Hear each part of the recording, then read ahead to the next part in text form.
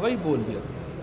अब पुलिस ने ये कहा कि ये जो धावा बोला है उन्होंने वो एक 15 की कॉल के ऊपर उन्होंने वहाँ पे गए।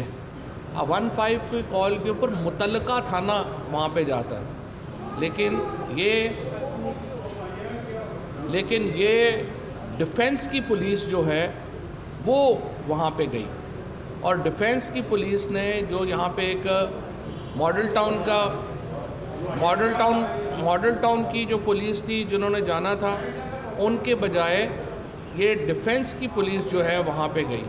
इससे आप अंदाज़ा लगा सकते हैं कि क्या हुआ। फिर किया इन्होंने क्या कि सारा वहाँ पे तासुर ये दिया कि नहीं जी हमें तो फ़लाँ साहब के ने जो है वो इंस्ट्रक्शन दिए हैं कि ये किया जाए।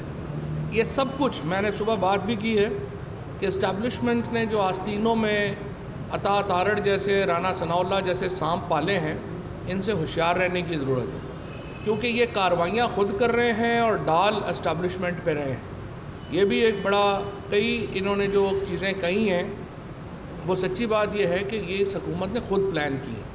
कई जगहों पे जो धांधली की है इन्होंने वो ख़ुद प्लान की है और उसको शिफ्ट किया है बाद में एस्टैब्लिशमेंट के ऊपर, और ये तासुर दिया है कि ये जो कार्रवाई हुई है ये एक्चुअली तो हम नहीं करा रहे हैं, एस्टैब्लिशमेंट करा रही है, और ये इस तरह के सांपों से बचने की ज़रूरत है। कल भी आपने देखा राना सनाउल्लाह ने जो बयान दिया कि हम आईडी कार्ड ब्लॉक कर देंगे, पासपोर्ट्स ब्लॉक कर देंगे, ये बयान जो इस तरह के बयानात देते हैं फिर कहते हैं कि नहीं एक्चुअली ये हमारी ख्वाहिश नहीं है, ये उधर की ख्वाहिश है। और उसके बाद आपने देखा ही कि जो यहाँ पे इसका जो रिएक्शन आया कि जहाँ पे जो भी उम्मीदवार निकले उन सब के ऊपर लोटे लोटे चोर चोर के नारे जो हैं उनसे उनका इस्तकबाल हुआ। इससे ही आप अंदाज़ा लगा सकते हैं कि हुकूमत एक मजाक बन के रह गई है। मैं राना सनाउल्लाह को वैसे चैलेंज करता हूँ कि आप ख़ुद भी अगर घंटाघर चौक में 1 घंटा ज़रा खड़े हो जाएँ और आपको पूरे फैसलाबाद के ही आईडी कार्ड और पासपोर्ट ब्लॉक करने पड़ जाएंगे, क्योंकि सारे आपको आके कहेंगे कि आप लोटे हैं, आप चोर हैं और आप डाकू हैं। इसमें तो कोई मसला ही नहीं है, और सारा पाकिस्तान ही आपको ये कह रहा है, तो आप क्या पूरे पाकिस्तान के आईडी कार्ड ब्लॉक कर देंगे? ऐसी अहमकाना गुफ्तगू करना और फिर इधर ब्लेम शिफ्ट करना। अच्छा जी, तीसरा मैं आपको बताना चाहता हूँ कि आज हमने इलेक्शन कमीशन में एक पटिशन फ़ाइल की है जिसमें हमने कहा है कि जो 19 उम्मीदवार अलीम खान साहब के अलावा, क्योंकि अलीम खान इलेक्शन नहीं लड़ रहे, 19 लोग जिनको इलेक्शन कमीशन ने ये डिक्लेयर किया है कि वो लोटे हुए हैं, उन्होंने अपनी पार्टियों से जो है वो दगा की है और इस बुनियाद के ऊपर उन्होंने उनकी सीट ख़त्म की है, उनको इलेक्शन लड़ने से नाअहल करार दिया जाए। आर्टिकल 62F जो पाकिस्तान का आइन का है वो कहता है कि राइटियस होना चाहिए, सगेशियस होना चाहिए और ऐसा आदमी होना चाहिए जो झूठ से और इससे परहेज़ करे। लिहाजा आर्टिकल 62F के तहत ये जो 19 लोग हैं ये इलेक्शन लड़ने के अहल नहीं हैं। इलेक्शन कमीशन में हमने ये पटिशन जो है वो आज फ़ाइल कर दी है और इंशाअल्लाह ताला कल या परसों इसकी समाअत होगी। और मुझे पूरी उम्मीद यही है कि ये जो 19 उम्मीदवार जो इस वक्त इलेक्शन लड़ रहे हैं नून लीग के, ये सारे के सारे डिस्क्वालीफाई होंगे और इसका फ़ायदा ये भी होगा कि कम से कम नून लीग के जो जेन्युइन कारकुन हैं, जो जेन्युइन लोग हैं, उनको मौका मिलेगा कि वो आके इलेक्शन लड़ें। ये तो नहीं कि आप ऐसे लोटे हो जाएं, पार्टी बदल लें और फिर पार्टी भी आपको टिकट ना दे। इसीलिए जो रिजेंटमेंट है इस वक्त, ये जो इलेक्शन पूरा इस वक्त वन साइडेड जा रहा है, उसकी एक बड़ी वजह ये भी है कि तमाम हलकों में नून लीग का जो वर्कर है वो नून लीग के कैंडिडेट के साथ नहीं है। आधी काबीना को रिज़ाइन कराना पड़ा है इनको, क्योंकि मरीम नवाज़ से तो कोई मुतमईन नहीं था उनकी कैंपेन से। सो मरीम नवाज़ की कैंपेन से चूँकि मुतमईन नहीं थे, लिहाजा उनको आधी काबीना को रिज़ाइन करा के उनसे कैंपेन कराना पड़ी है। अब भी मुस्लिम लीग नून का वर्कर जो है वो इन इलेक्शंस में हिस्सा नहीं ले रहा और इंशाअल्लाह ताला ये जो आखिरी 2-3 दिन बचे हैं इसमें आप देखेंगे कि ये बिल्कुल ही एक वन साइडेड मुकाबला हो जाएगा। जब ये लोग डिस्क्वालीफाई हो जाएंगे अगले 1-2 दिन में तो बिल्कुल ही वन साइडेड मुकाबला हो जाएगा और इंशाअल्लाह हम तकरीबन फिर भी 1-2 आज़ाद उम्मीदवार जहाँ पे मुकाबले में हैं वही मुकाबला रह जाएगा। तो मुझे पूरी उम्मीद है कि इलेक्शन कमीशन इसका फ़ैसला 1-2 दिनों में करे ताकि जो भी बात हो उसको हम आगे ले जा सकें। उमर एक पंचायत का शुक्रिया।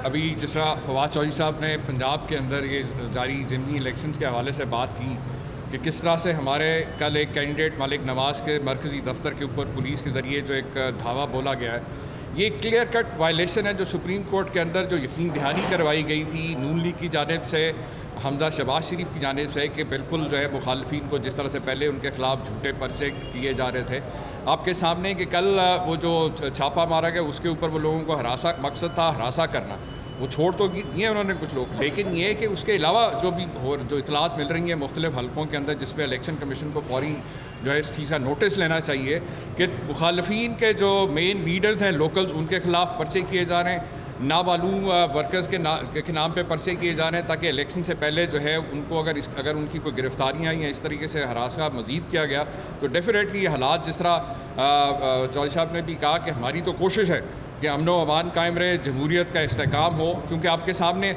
इसी पंजाब आप लोगों के सामने 2.5-3 माह पहले मैंने उस वक्त भी कहा था कि ये गैर आइनी गैर कानूनी तरीके से जो है धौंस धांधली के ज़रिए जो है इक़्तिदार पे कब्ज़ा करने की कोशिश की जा रही है, और आपने देखा कि 3 महीने बाद अदलिया का फ़ैसला आया तो यही आया कि वो इलेक्शन भी कालअदम हुआ और अब दोबारा जो है वज़ीर आला पंजाब का इलेक्शन होने जा रहा है। तो लिहाजा बर वक्त एक्शन जो है इदारों का लेना बहुत ज़रूरी है, और मैं समझता हूँ उनके अपने भी इज़्ज़त व वक़ार और साख को बहाल करने के लिए ज़रूरी है कि 17 जुलाई का इलेक्शन जो है इसको साफ और शफाफ इसका इनकाद जो है उसको ज़रूरी बनाया जाए।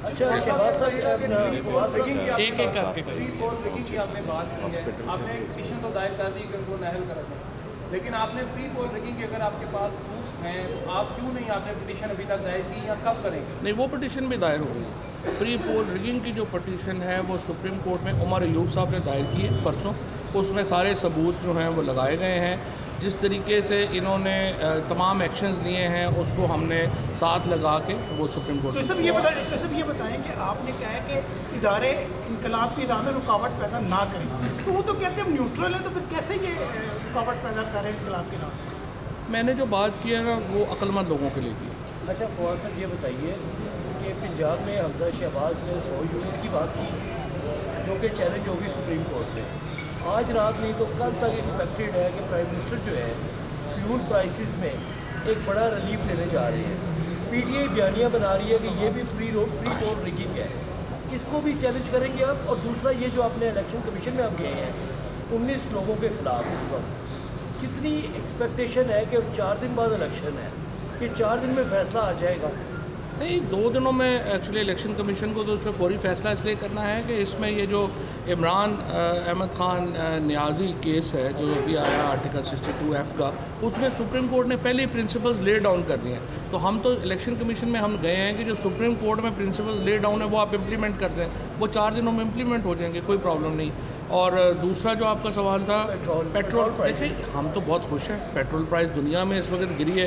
कल इमरान खान ने कहा है कि ये 150 रुपये पे लेके आए तेल, जहाँ पे हमारे दौर से ये पेट्रोल इंटरनेशनली अब सस्ता हो गया है, तो अब तो इसको 250 पे रखने की तुक्की नहीं बनती।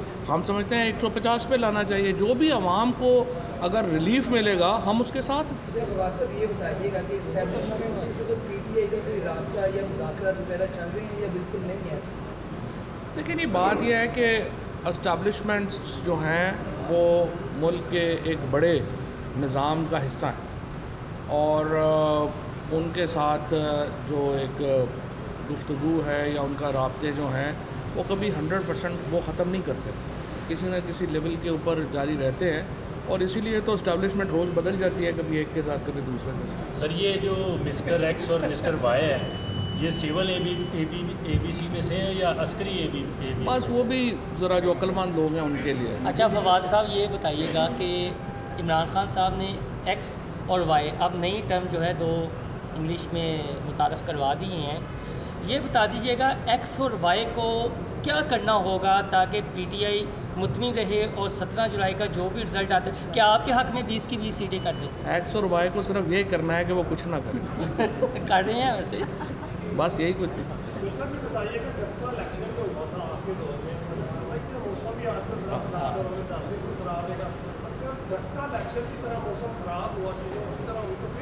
मूसलाधार बारिश हुई। नहीं, बात यही जी इस वक्त जिस तरह से मैं आप तमाम सर्वेज उठा के देखें, आप लोगों के अपने वहाँ पे नुमाइंदे हैं, एक अवाम का सुनामी है इस वक्त। इंशाअल्लाह ये धांधली सांधली होती है जहाँ पे मुकाबला हो 50-50 का, इस वक्त कोई मुकाबला नहीं है। तो मुझे पूरी उम्मीद है वो हम बार बार PTI और तमाम हम वार्न कर रहे हैं, जो हो रहा है बता भी रहे हैं, लेकिन मुकाबला इंशाल्लाह नहीं होगा। आप देखेंगे 22 तारीख को हमज़ा शहबाज पंजाब के वज़ीर आला नहीं होंगे।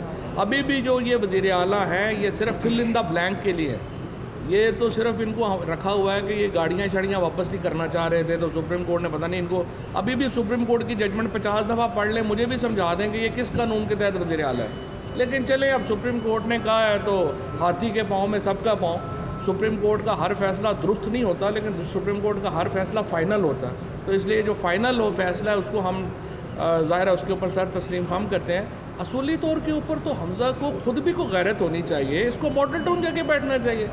मतलब गाड़ियाँ पेट्रोल और ये इसके लिए वो बैठे हुए हैं यहाँ पे, और अपना इनको शर्म नहीं आ रही कि आप ना आप इलेक्टेड हैं, ना आपके पास जो है कोई काम है, आप ऊपर